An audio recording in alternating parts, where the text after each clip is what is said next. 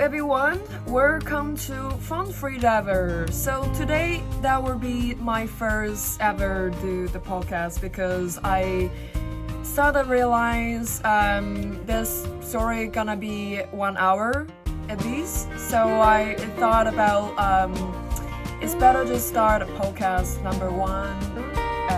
Normally I do as the YouTube video talking in the camera and for like very long time, and I think people might prefer to listening not to see my face for the whole time. So that's why I start my first podcast.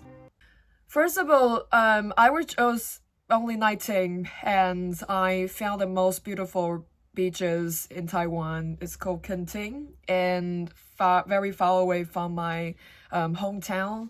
Takes 6 hours driving to this place, so I took a high speed and go to this place. So first of all, I know this place you can be able to surfing, free diving, scuba diving, sailing a boat, and the summer season is very long time and the winter season is only like 3 months. No raining and only windy and very dry and often sunny. So that's why I chose this place to stay, and I start the working holiday because that's the only chance you can be able to stay longer, because normally they don't hire for the full-time job. If you want to have the chance to work as a full-time job, you have to work for a few months and then see how they getting along with you and see how you work. Then if they like you, they will asking you to have a full-time job together. So yeah. And yeah, so let's just start a freediving story first. Okay, so I started surfing before I started freediving. And I found myself failed from surfing over and over again, and I didn't think I had the confidence for surfing, but I still continue surfing most of times and most of the morning. And one day the girl came to introduce me about the guy from Scotland, and he's a freediving instructor in Taiwan, and he has his own school and start his podcast for a very long time. And he introduced about himself. He teaching freediving, and I felt that was amazing. I didn't know about freediving. I not knowledge at all. I only known about scuba diving, and yeah. And then eventually he invited me to the small island. It's called Charlotta in Taiwan. And I start my very first time snorkeling with him. And I wasn't enjoyable as much as surfing. Then I told him, oh, I don't really like freediving. It's not my things, and I'm really afraid of water. And actually, I have no any swimming skill. I have no experience with the ocean, so maybe it's not my things. Maybe I will continue surfing. And this guy was just a little bit sad and disappointed because he's very passionate about freediving, and freediving is a bigger part of his life. And he was dreaming about training someone, became a freediver, and then became a freediving instructor with him. And yeah, so I lose my chance, and after after a few days, I met another girl. She taught me to experience snorkeling around just very shallow water, only three meters, and I was panicked and I was so feared for the whole time.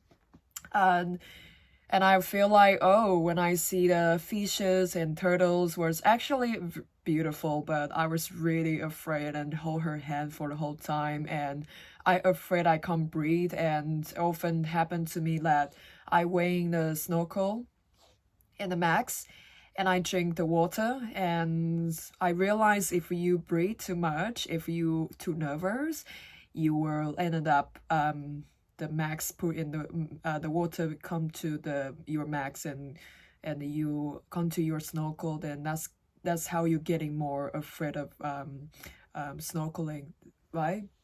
So you should just be relaxed and just enjoying.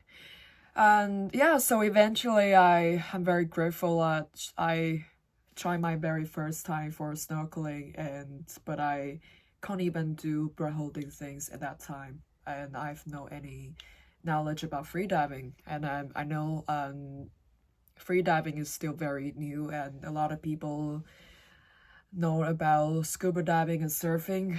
Freediving is just very new sport, anyways. So yeah, eventually I back to Kending again, start my life again, and driving my scooter. And one day I had the thought I do want to explore the mountain by scooter, go to the farm by myself, because at that time I was very depressing, because I was falling in love with a guy, and yeah, so I was just like, okay, I went to the mountain. It's called Manzhou, very beautiful part of Taiwan as well. And I went to the farm, and there was a bunch of dogs was chasing me, and I was really afraid, and I tried to stay away from them, and I was running and jump off my scooter. Then I drive very fast, and the button wasn't so stable, then I was fall off, and I feel I can't stand up easily. That something start happen to me. So I see my my elbow of my arm was so burned, so swollen, and I thought it was fine, and I just drive my scooter back home, but wasn't so easily to driving because my arm was so painful. But I didn't realize it was so serious, and I go to the small hospital, and they say, oh, you will be fine, just take a break, you'll be fine, you don't need operation. And eventually I came to my place, and I thought about maybe I should driving again, because I was so stubborn. I had a motivation wanna driving my scooter explore again. And the girl just called me, are you okay? Your arm is not well, and I suggest you should get a text to the hospital. Maybe something happened, you never know. And I just listened to her. I take her advice, and go to the hospital and do some text, and first of all, when I see the picture of my text, I was really shocked, because that I never imagined I can break my elbow of my arm, and it seems very serious, and a doctor mentioned me I need to take a break for 3 months, and I'm not allowed to work. I need someone to taking care of me. That's very serious, and you need to stay hospital since now, and we can start your operation tomorrow. I was like, what? This is the first time I've ever had a big accident, and then it was like the first operation I had in my whole life, and I never imagined I just fall off by scooter, then I can break my bond. So I stay hospital. I was really shocked and really depressing even more, because like I can't work, I can't explore, I have to take a break for 3 months, and I start worried about how I gonna survive, how can I continue my life, and how can I handle my emotion part and physically part. So I was so depressing and struggling with myself in the hospital, and nobody live in Kenting that I know, so I basically have no friends and have no parents there, and my parents live in other side of Taiwan. They can't come to visit me, and I have no friends to visit me. Like there's only like one of my colleague and another guy. He's like my there's someone I know in Kenting, and only two of them come to visit me after my operation. So I did my first operation. I couldn't sleep well. I couldn't eating well. I was pretty dizzy, pretty headache. Because when you have the operation, you need to take like 2 days to take a break to feel getting better. So yeah, when I was every time when I see myself in the mirror, I just start to cry. Why I don't have the normal arm anymore, and I had a very negative mood. And after a few days, and I sit in the bed, and I start thinking, what should I change my life? I should become more positive. Like, even I don't have a normal body anymore, I still gotta be strong. And I thinking about I fall in love with a guy at that time, and he's the free diver. And I thought about maybe I should do something to put him. And I maybe wanted to be the free diving instructor, or become being the successful free diver or the athlete, and I can approve it. And so eventually I take few weeks off. I didn't have to work. I stay home, start search about free diving courses and free diving videos on YouTube, and I start do a lot of research about free diving. I wasn't understand about the free diving podcast. So I started the videos, see many girls do skin diving, like a shallow dive, and just have fun, no any training, nothing technical. And I was more into that kind of things. I wasn't so into technical diving, deep dive, right? So one day the COVID-19 came to Taiwan, and everyone start feared about stop working, have the financial problems, and everything must be shut down.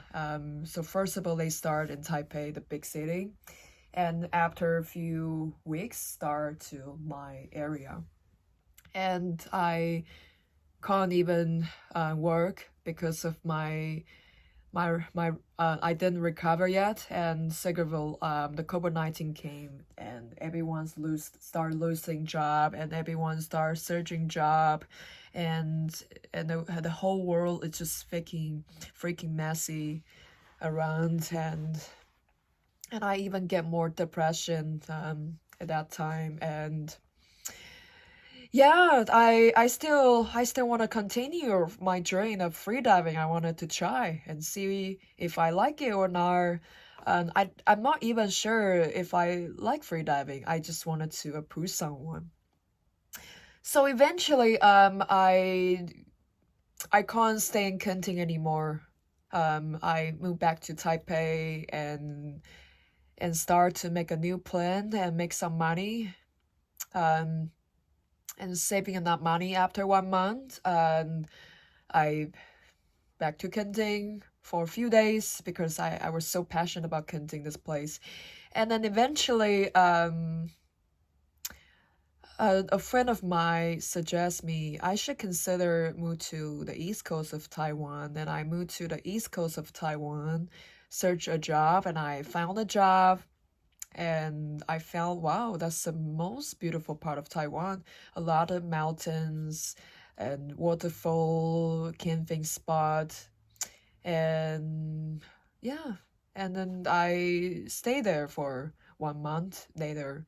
And later 1 month, I still think about freediving plan. And I want, maybe I should consider go to the Charlotta island, start my new life, and maybe I can be able to free dive every day, because this island is very warm, always sunny, and not raining often, and no windy. And you can be able to basically free diving really like every day. And yeah, then I found my job working as a bar. bartending, and I just see many people. See many people bring their mermaid wetsuit and fins going free dive like every day. I see bunch of different group. That I didn't have the equipment, but I thought about to buy. Then I eventually I tried my second time snorkeling with a group, and I was still afraid because I have no fins and I didn't know how to swim. I found myself very difficult to learning swim, and I also fear the water, so it makes even more difficult to learn no fins. And eventually, I realized I should start order my fins. So my first fins is called Leader Fins. It's a beautiful, good price and good quality for beginners. So yeah, I heard about the Praxis long fins. It's not very comfortable for beginners, especially girls. So I bought the fiberglass fins for my first time. Then I started do snorkeling every day, and I'm trying to hold my breath. Sometimes I go freediving by myself. Sometimes I asking the group, can I join with? And some of group are very friendly to me. Yeah, let's join together. But some of group, they first thing they will ask me, did you have the certification? Did you knowledge about freediving? And what's your PB? Like, how long can you hold your breath? How deep you can go? It's important to know those things because it's pretty risky to freedive with beginners, especially they not knowledge anything about freediving. So I don't recommend to freediving with beginners. That's what they say to me, and I feel very, very hurt, very disappointed. I can't have the chance to freedive with some people. So sometimes I rather just freedive alone, and many people mention me, you should never freediving alone, it's dangerous. If you're blocking out, nobody can save you. And I was like, okay, what's the point not freedive alone? I see many people snorkeling alone, and just yeah, it's not the big deal, I guess. Then so I wasn't understood why can't freediving alone at that time, and until one day I really realized I can getting more insecure to freedive alone, because like if I try my best to hold my breath longer, then maybe I can easily pass out and nobody can save me. And also like I wasn't understood about the ocean condition and the ocean current, and then everyone just watching me, and I just getting more insecure. And one day the guy just came to talk to me. Hey, Charlotta, I think if you want to improve your freediving skill, if you want to become a deep diver, successful freediver, or maybe you were considered to be instructor or act free in the future, you should consider to get a freedive course. Only 3 days done, and it's not so much money and so much time. And if you are continue freediving alone, one day you might get an accident, you might regret. And I think that's my suggestions for you. And I was like, okay, maybe I should consider about this, but I didn't have money that time for a freedive course, so I still freediving with friends. And yeah, so eventually I got my holiday and I go to Green Island and start the new life. I thought I trying to find my job, and I thought about if I can freediving every day in Green Island too, then that would be amazing. Yeah, so eventually I lose my job from the Charlotta Island because because I asking too much day off, so they think I wasn't responsible for my job, and I can't even find a job in Green Island. And I thought it would be amazing to stay in Green Island, but I feel Green Island is not very stable I think about like the season is very short, and you can't be able to making enough money, and everything just getting more expensive. And the ocean condition sometimes is pretty risky to for freediver, no matter how strong you are, because the current is pretty strong, and many people mention me. A lot of people finish their life in Green Island.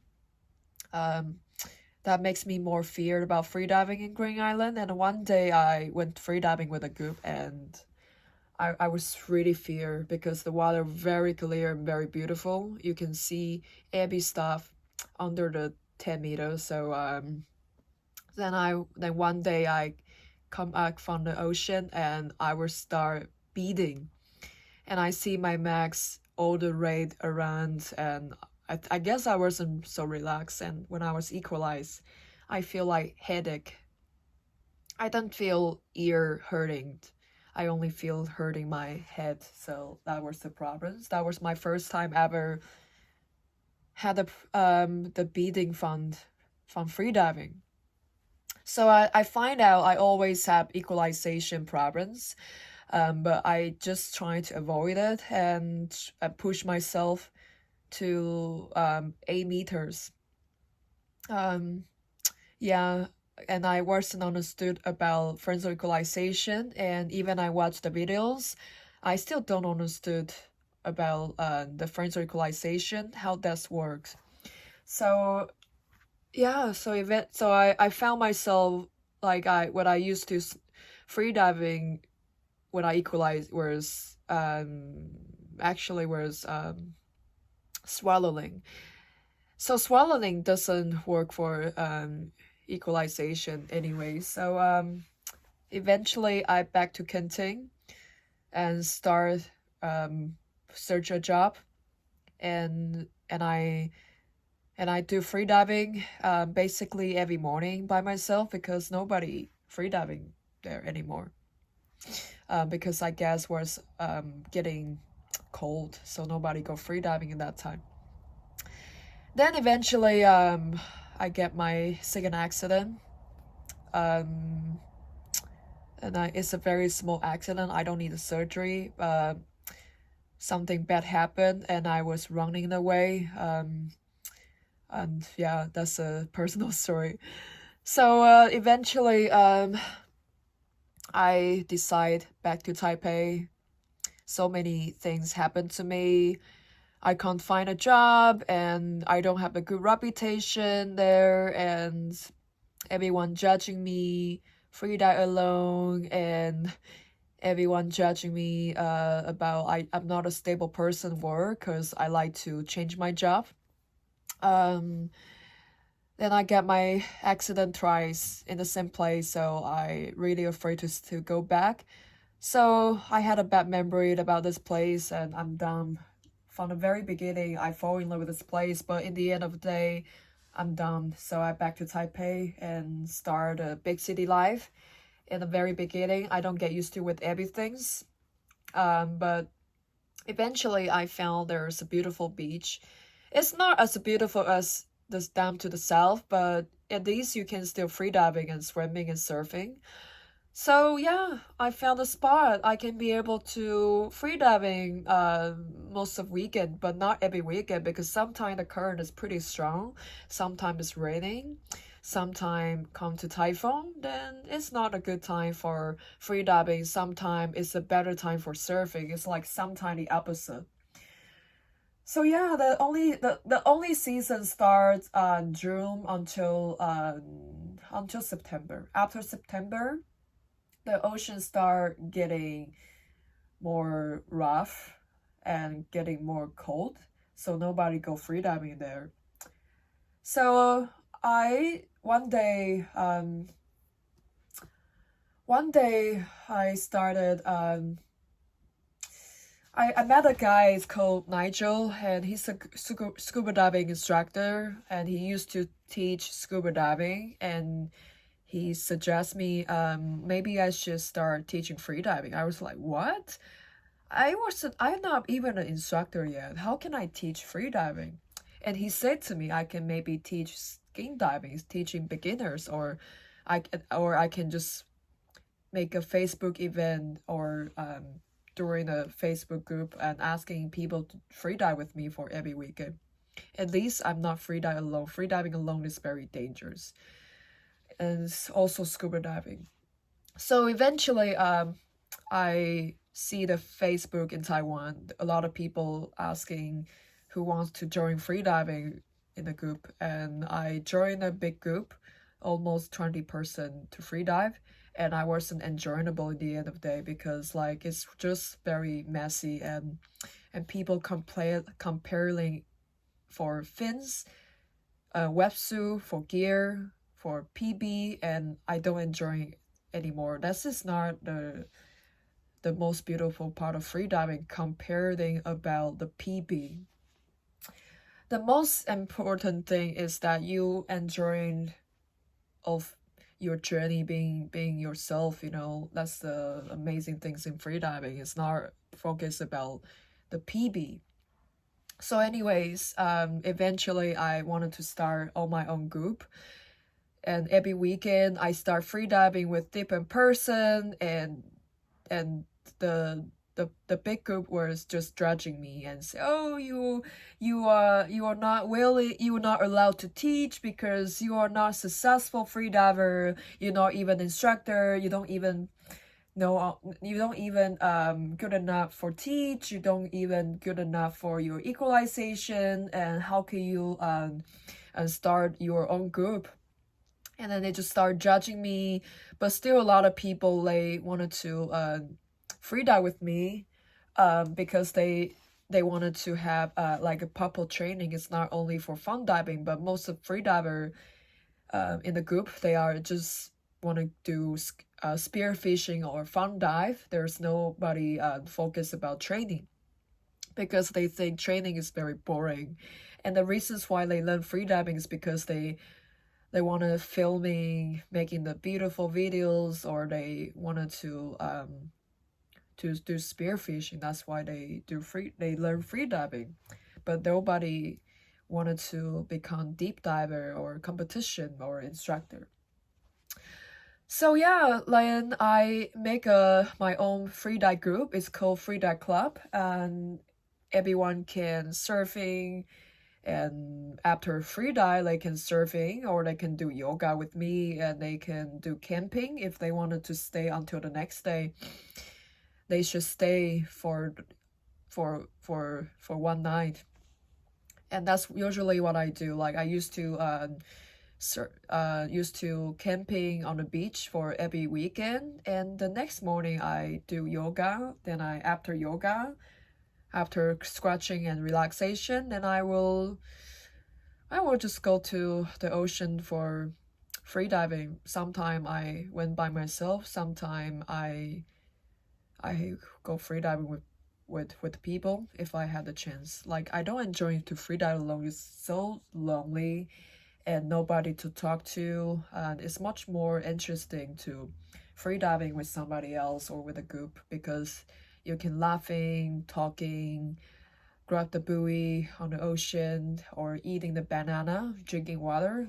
I heard about you can also eating noodles, hot pot in the ocean on the surface. Yeah, so I still struggling with my equalization for a very long time, and I did improve a lot. I see many people also had equalization issues, then we helping each other. Yeah, so eventually I ended up the bad reputation because many people thought I want to be instructor without any certification, and also I then realized I improved a lot from my personal training with a bunch of people. And actually I realized to freediving with beginners, I actually nothing to do with improve, and I even ended at the bad reputation. Then I just don't enjoy anymore to freediving in the north, and I don't do freediving for 2 months. later 2 months, I contacted one of my best friend. He's very passionate about freediving, and he doesn't know he was already the freediver. He was just very passionate about swimming without fins in Mexico, and he asked me to freediving with him for every weekend, and we did. And I still struggling with my equalization. And then eventually, I don't do freediving for 3 months, and after 3 months, I contacted him, and and he shared about he has very good experience in Phuket with a group of French instructor. Say they are very good people and very passionate about freediving, very motivation to practice freediving every day. And you will see many champion guys in this group. And yeah, so I booked my trip to Phuket because I was struggling with my equalization. Okay, so sorry, I forgot to say, before I booked my trip to Phuket, I actually start field training with one of AIDA Taiwanese instructor. He helps me freediving skills because I struggling with my equalization and also breath holding. I couldn't even breath hold for more than 2 minutes. And I couldn't even go down for more than 3 meters. And eventually I improved a lot of my breath hold. I can easily to holding my breath for more than 2 minutes. And he was gradually give me a lot of advices. How can I practice about the statistic? And he also gave me a lot of compliments. Makes me even more confident about myself. I can actually do it, and I believe myself. I can become successful freediver, and makes me more motivation. Do training for every weekend, but I never improve my equalization. Even I tried a lot of dry training at home all the time, every day, but just never understood about frontal equalization. Even I didn't understood about a Frasaba equalization. Then I try over and over again, and I was just really stressed about freediving, constant weight. Yeah. And before I start with this AIDA instructor, I actually took my first course in Kenting only for 3 days, and this time I come to Kenting only for my freediving course, and I started wave 1 because I was also very struggling about decision that I should choose which system. Then I chose eventually more channels, not AIDA, because I heard about AIDA and patties are not a good options. And if you wanted to be instructor, it's important to be wisely about which company you wanted to start to learn from. Then yeah, I did 3 days and I got COVID, and I wasn't enjoying for the 3 days because I struggling with my equalization, and this guy wasn't so focused about me, and he just told me I should learn everything on my own. He can't help me anymore, and like I can't even do dynamic for very successfully. And also I can't hold my breath for more than 1 minute because I was sick and I ended up nose block. I was also like very, very dizzy and headache sometimes. So that's why I don't enjoy for 3 days. So yeah. So back to the Mexico guy. So eventually I book my trip in Phuket. I booked my hotel. I booked my training for 1 month, and I felt very nice instructor in Phuket, and we had a phone call, talk about how I start freediving, what issues I have, and he said he would like to helping me out, and until I can get my certification. Very nice for me. Everything's organized, everything for me. Yeah, so eventually I go to Phuket, Thailand, and I start my training. But the first day I was crying, and yeah, I was crying for my personal things. And I thought I can't do freediving if I cry. And then eventually I chose to go. And then after freedive, I feel so much happier. First day I start static. It's the text. They wanted to see how long can I hold my breath. And the second things, they do the text for my dynamic by fins. Then, yeah. Then I have no problem about my breath holding and dynamic, but the only problem is about equalization. And all of my techniques are very good. But I never had a compliment from the Taiwanese instructor said about I had a good techniques, and they always trying to fix everything that I have, and then makes me ended up pressured about freediving. So I was much enjoyable in Phuket, and yeah, I took 1 week to training for only constant weight for the open water section and the 5 meters deep pool to try, and just never getting successful for my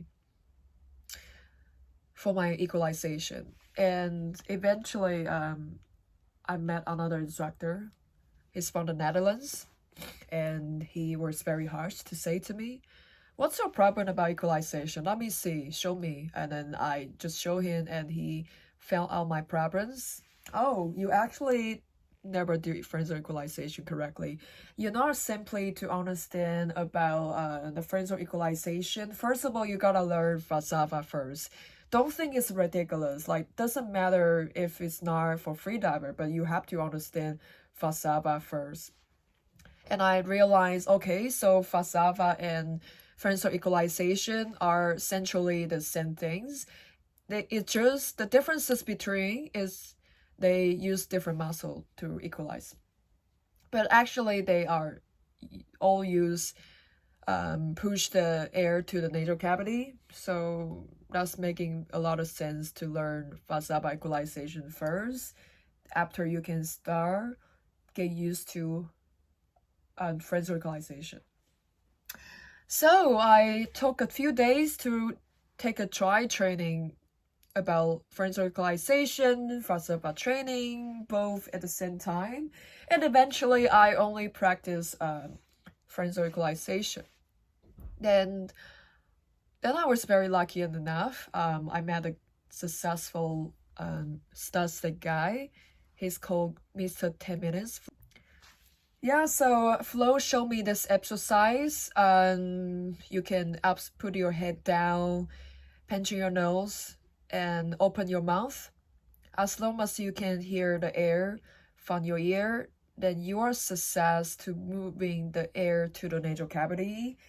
Because that's how they practice when they during beginners course, if they struggling with equalization, they will teach you to put your head up, feet down, and grab the rope to equalize. And then if you can successfully equalize, that means you don't have a physical issues, you just have mechanical issues. And then if you put your head down, feet up, then you struggling with equalization. That means you just don't do the right way to equalize mechanical issues. But if you do both ways, you gotta consider not doing freediving anymore because you are physically issues. You might consider surgery, or you might consider just do static or dynamic. maybe not for the deep dive, not for the constant weight. Constant weight maybe it's not your things. So yeah, that's what he told me about this. And I tried did some personal training, head up and head down, like trying both. How can I equalize? And I always feel like I can go much deeper when I head up, feet down, like a scuba dive position. I can imagine I have no problem to equalize when I scuba dive, but it wastes a lot of energy, to be honest. So that's why free diving is supposed to be upside down.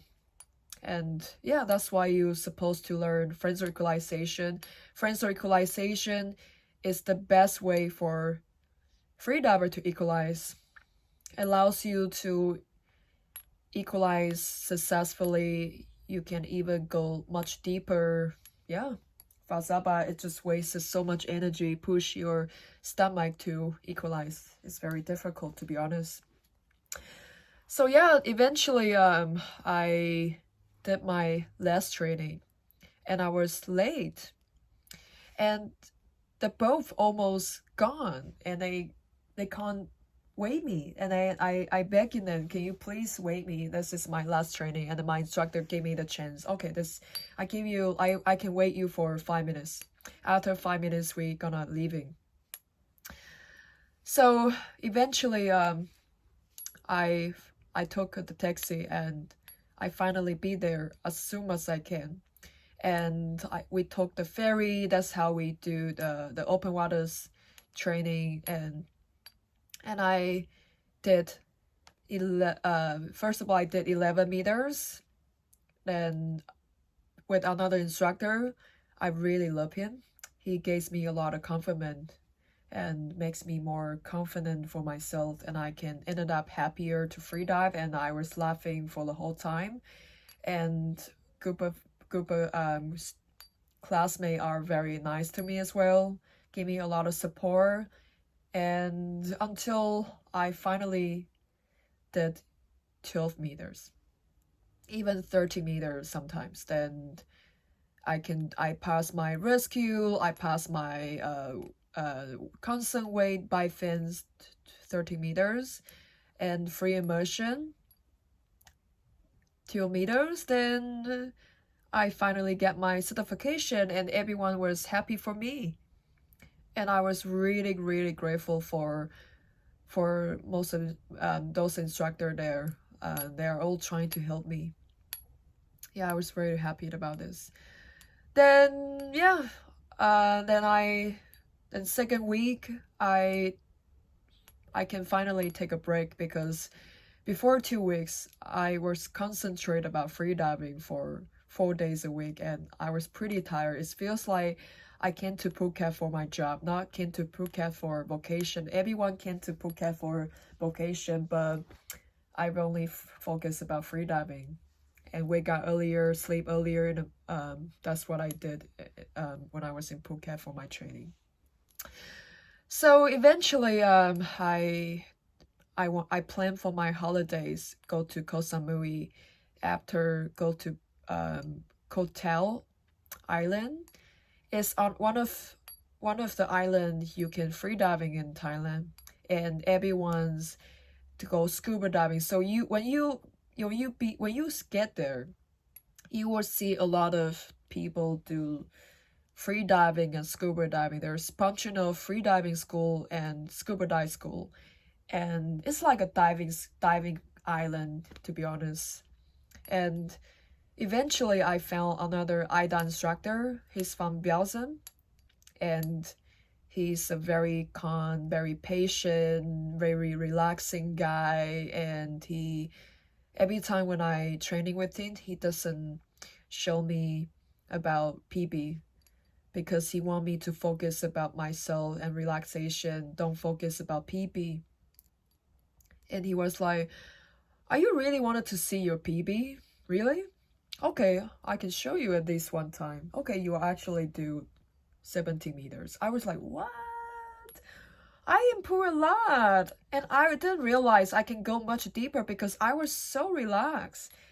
So I really miss this guy again. Like I do enjoy wanna back to Thailand and did some training again, but unfortunately I'm not the IDA system. I chose emotional, and I realized there's a lot of amazing instructor are the IDA instructor. So it doesn't really matter about the system. The old matter is that you find your instructor who get along with you, who understanding you, and who you vibe well. That's the most important thing because everyone is different. Everyone have different personality. You gotta find on your own instructor. Yeah. So I only did my training for 2 days, and I was happy enough I can do 70 meters. But I mentioned this guy, I want to continue the wave two, but they think I'm too rushed to the wave two. I should like focus about my my techniques, improve until I can do 20 meters or I can hold my breath for 3 minutes. Then I will be deserved to do my wave two. Otherwise, it's waste of money. Then yeah, I was just too rushing for anything. But yeah, I still don't do wave two at that time. So eventually I got my certification. I see the card. I was very happy. And then after back to Taiwan, and I don't free dive for a few months until I book another trip to Bali. I start my wave two in Bali, and then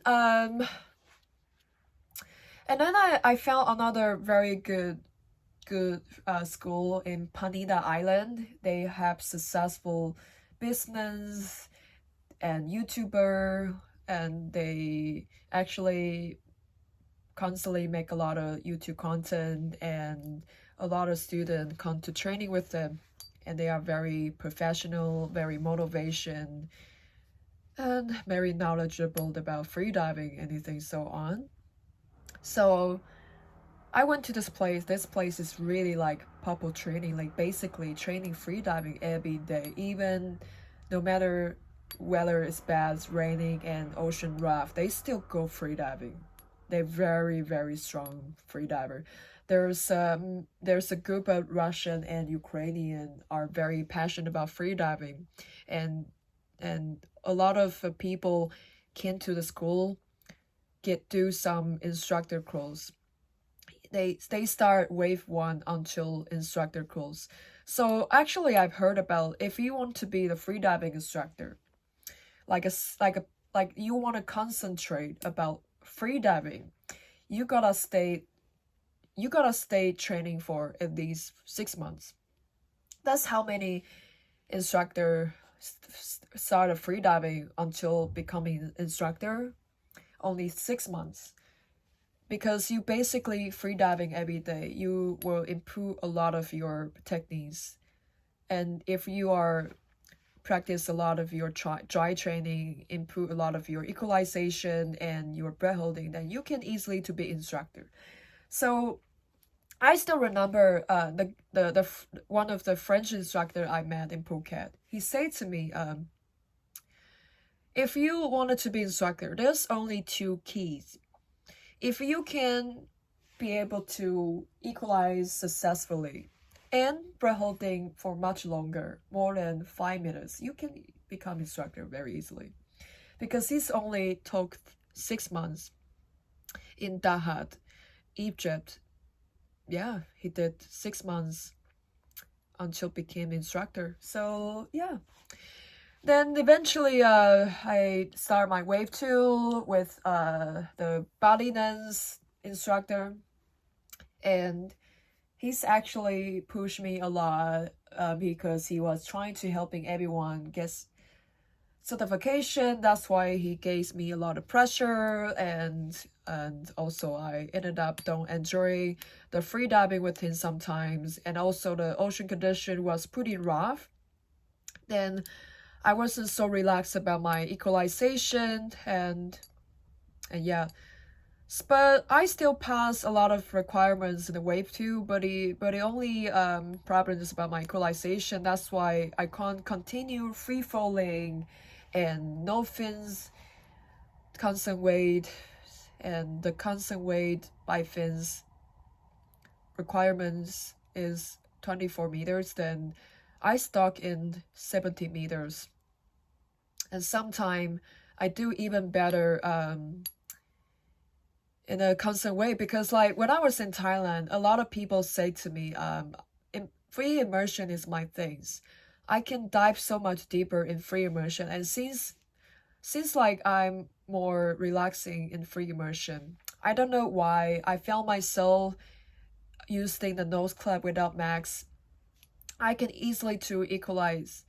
I don't have to equalize for my max, and I feel more relaxed. But that's not for many people. Many people feel more comfortable to wear max because they can be able to see things, right?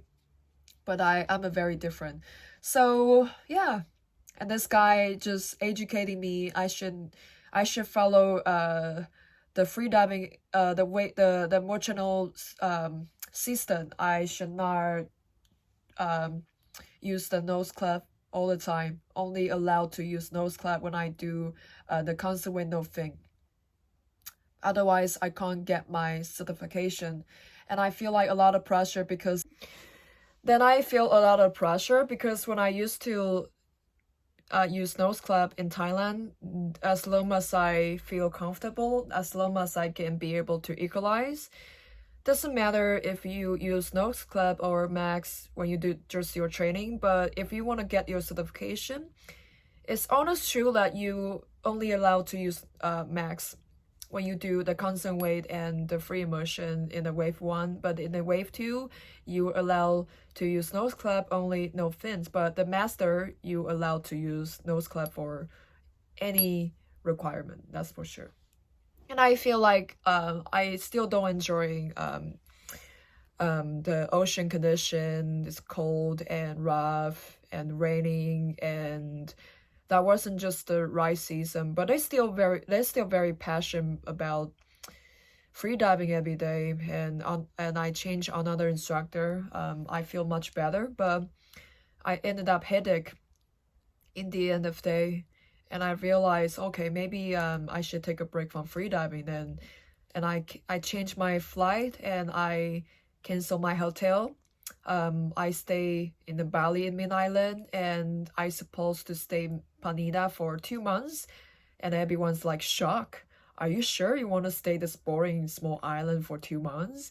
I was like, okay, maybe I will just focus about freediving for 2 months until I can do my master course. Then that was my plan, and I then realized I didn't enjoy the island either. And so my whole plan became party and shopping in the Bali Min Island, just like many tourists, they come to Bali for vacation, for fun, you know. So yeah, and I done freediving since that time until now. But recently I've been thinking about I want to continue my freediving training. I want to get my requirement, pass my requirement, get my certification wave 2, and after I will take some break. And I'm new, I'm not ready for master, but eventually I will did my master and then instructor.